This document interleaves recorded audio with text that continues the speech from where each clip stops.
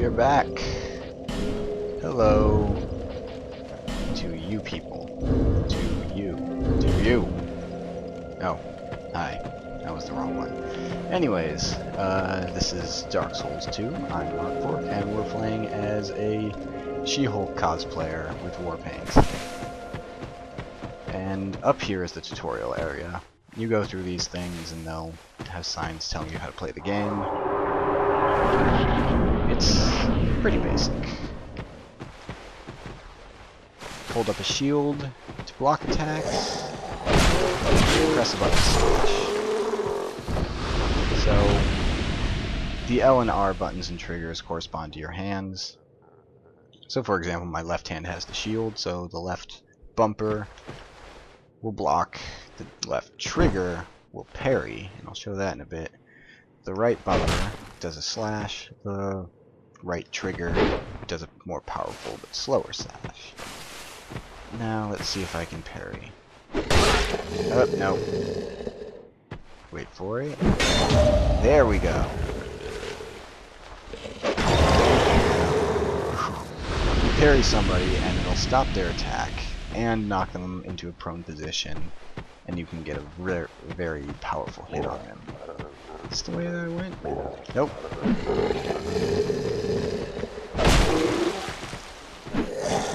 You can also backstab people, getting up behind them without them notice. Well, even if they notice. Do some extra damage.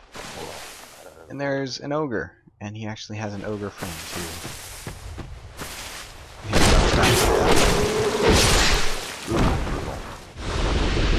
start off with a broken short sword, but it's still better than anything else anybody else starts off with. Well, maybe the bandit's axe might be helpful. A dagger. That's nice. This guy has a bow. It didn't help. You can equip up to 3 items in your hands. Switch between them. What you got? What you got? My fists do quite a bit of damage. That's surprising. I guess this is the tutorial area, so what do you expect? But anyways, you can backstep, which is good for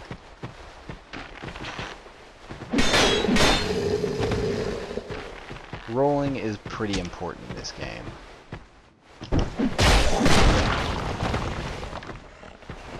You can take hits. Yes. I'm gonna try and parry one. It'll probably lead to a lot of deaths.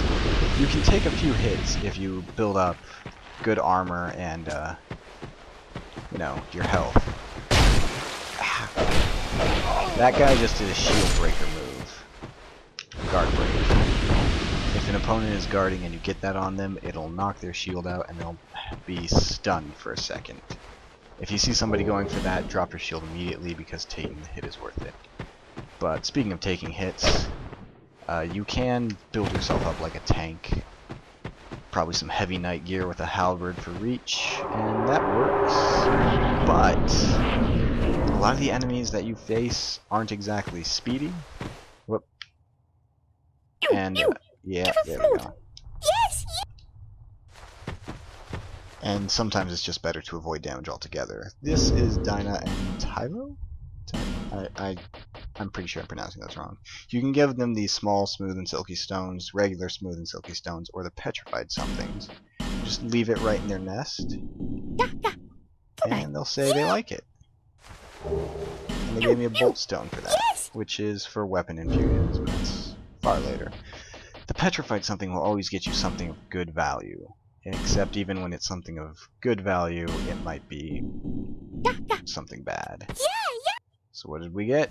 A Titanite slab. Oh, fucking joy. No, shut up. Give me something good. You can get a few unique items from them.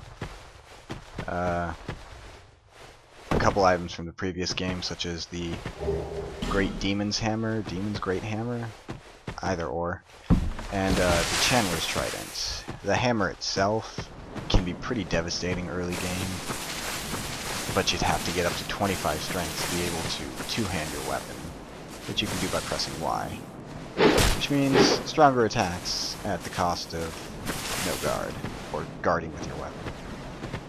The Channeler's Trident is a pretty good spear that also allows you to do a dance which will buff nearby allies. Tongue and then hole, of course. And these are the messages left by people. Illusionary Wall, he is lying. Fuck that guy. Guts required, therefore try bravery. Be wary of overwhelming or visions of despair. Now the real fight begins. Another item you can get from trading to those is the old whip, which is very good. It does extra damage against hollows, it's got some very nice range, and you can also get the white ring, which makes it look like you're a phantom, even though you're not. It's purely cosmetic, but I like it. I was kind of hoping for that. Anyways, this is the town of Majula, but we're avoiding it for a second here, just so I can introduce a character. Liar ahead. Listen carefully, try pure luck.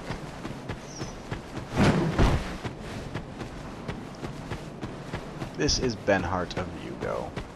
He is cool. I may be skipping through some of the text. I apologize if I do that, I just can't. You know, once I read through something. Have you business with me? The way under is all blocked up, you see, by this god-awful statue. Heavens above! Who thought it a good idea to put it there? Who knows? Oof, I'm in quite the pickle now. But yeah, Benhart can't get any further because there's this statue in the way. I'll try not to skip too much dialogue, I apologize if I do.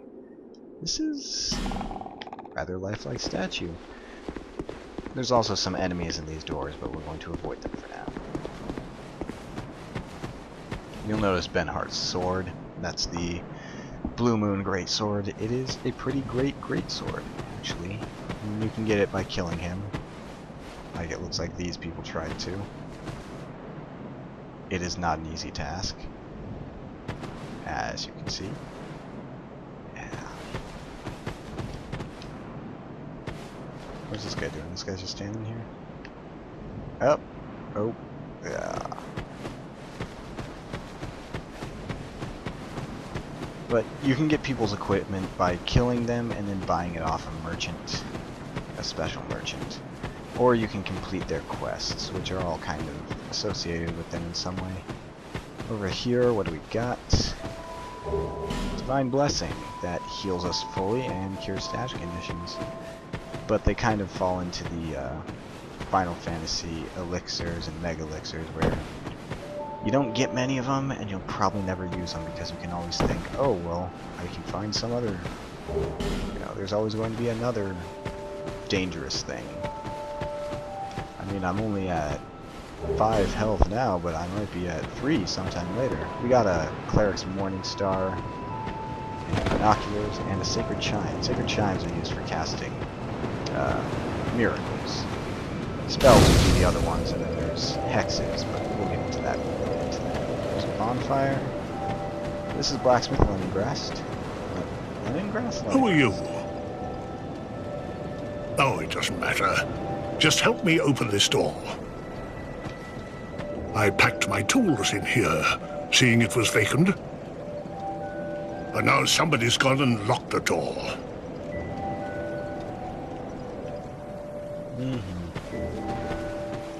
He's a smith, and he's pretty good at what he does, but we can't help him right now. We need a key.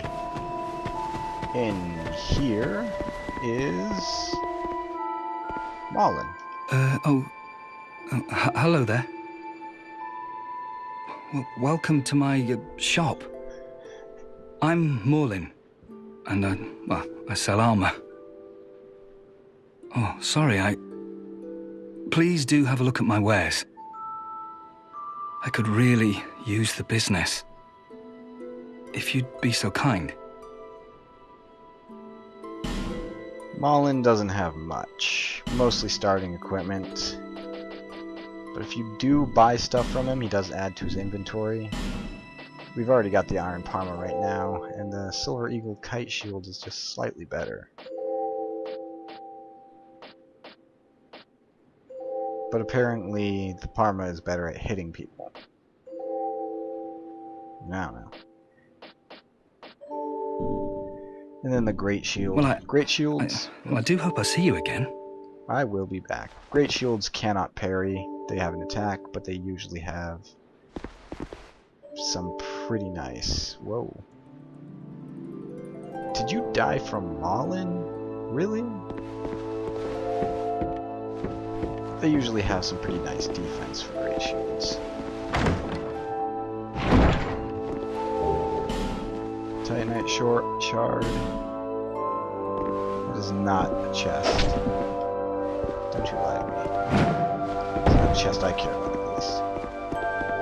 That's a giant pit. Don't fall in. Yet. There's an item down there. You will have to go down there eventually. I don't like that part. Up here, well, through there is a level we can go to. And up here is an item. And the Champion's Tablet. We can kneel before the Champion's Tablet. The Victor's Stone, sorry. And enter the Covenant of Champions. This will set you on an arduous path. Okay to join this covenant? Are you prepared to join this covenant? Join the Covenant of Champions Covenant. Yes. And with that, we get the Champion's Tablet, which will allow us to see the best people in the Champions, the Covenant of Champions. The Covenant of Champions makes the game a lot harder. Enemies are more resilient, and I think the AI is a bit better. It also makes it so that you get invaded a lot more often. And by killing those invaders, you can actually get awe stones, which you use to level up the Covenant. Don't forget to pick this up. This is pretty important. Yes, this Flash Shard. And in here we find one of the favorites characters, a cat, sitting like a human. What are you doing, cat? Oh, undead are we? And one without much time remaining. Hey. Just about ready to fall apart, I'd say. Hey. Not exactly the time to be chatting with a cat. Well, the fact that you can chat in the first place. Well, suit yourself. Oh yes, you may call me Shalqua. Enchanté. So, what did you want anyway? Ooh, you smell wonderful. I do like Shalqua. Sweet Shalqua. She sells items. A couple of rings. The Ring of the Evil Eye can be helpful in times. Silver Cat Ring reduces from falling. The Red Eye Ring is good for PvP stuff if you want to help people out. The Name Engraved Ring, which can again help for PvP, and the Ring of Whispers has one use later in the game and will also make you hear where enemies are. You can buy Homeward Bones. They're only 600 souls. This is why you don't pick one as a starting gift. She also deals with your covenants. So you can look at all the covenants you found. There are 9 total. You can abandon a covenant without repercussions. So no, we're not going to be doing a Covenant of Champions run. You can talk to her, and she has a lot of This information place for is you. already dead.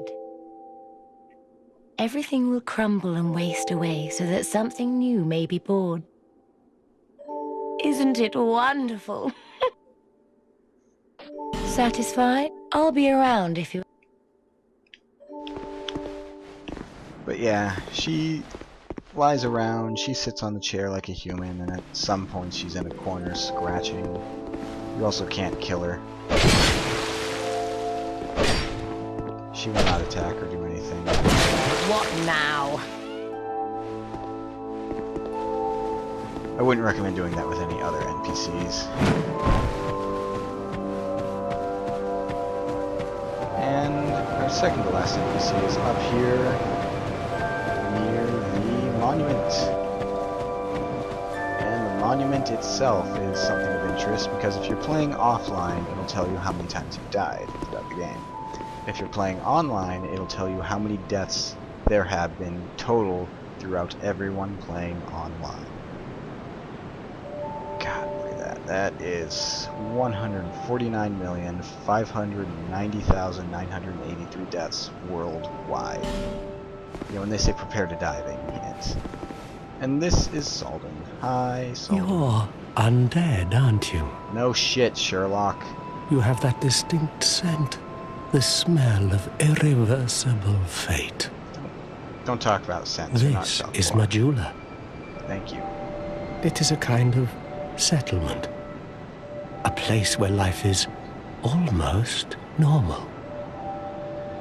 And in Drang Lake these days, there are very few places like that.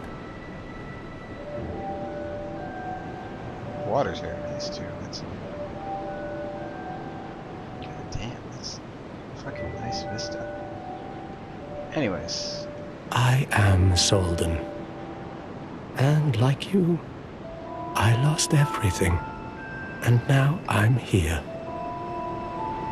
You probably heard that it was possible to break the curse here. Well, that's not true at all. There's nothing here for you, me, or anybody. Do you know much about souls? Even I'm not certain, but I'm told that the soul is the essence of life itself. Anything living, sentient or no, supposedly has one. What we call the curse is traceable to the soul. Do you see what that means? To be alive, to walk this earth. That's the real curse, right there. dear We Tumbler. undead will never die. And that's quite a predicament, really. There are 4 beings in this land with giant souls. And wherever you go from here, you'll sooner or later come up against them. Each has a powerful soul and a terrible curse. If that frightens you, then you ought to just give up right now, like I have. Poor crestfallen soul. Do you ever cry out for help? Yes. The journey of... You'll face invade if you need help. When you face protection.